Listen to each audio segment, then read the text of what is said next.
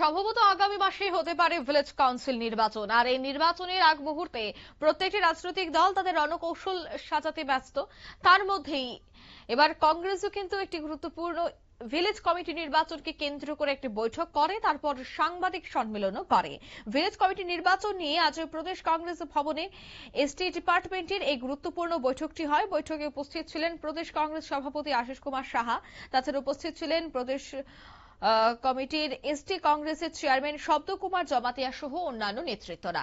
একদিকে বামেরা আগেই জানিয়ে দিয়েছে যে তারা পাহাড়ের সবকটি আসনে লড়াই করবে, অন্যদিকে রাজ্যের মুখ্যমন্ত্রীর ইঙ্গিত যে এবার ভিলেজ কাউন্সিলের নির্বাচনে সম্ভবত বিজেপি এবং মথা জোট হয়ে লড়াই করতে পারবে।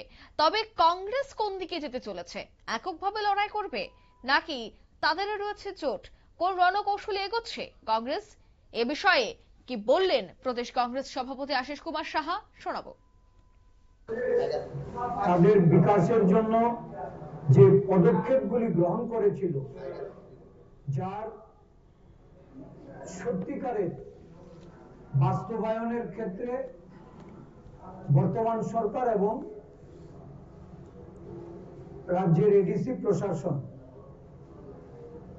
যারা সদর্থক ভূমিকা না নিয়ে আদিবাসীদের স্বার্থ জলাঞ্জলি দিয়ে আদিবাসীদের ভূমিগত অধিকার, তাদের জীবন জীবিকার নির্বাহের অধিকার খর্ব করে চলেছে। আজকে আদিবাসী কংগ্রেস এই বিষয় নিয়ে পর্যালোচনা করেছে, যেখানে রাজ্যের একটা বড় অংশ এডিসি এলাকাভুক্ত। আজকে এডিসি এলাকার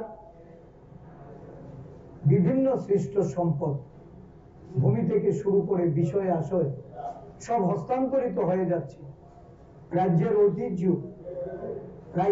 রাজ্যের বিভিন্ন পরম্পরাগত যে অধিকার, এই অধিকার থেকেও আদিবাসীরা বঞ্চিত হতে যাচ্ছে।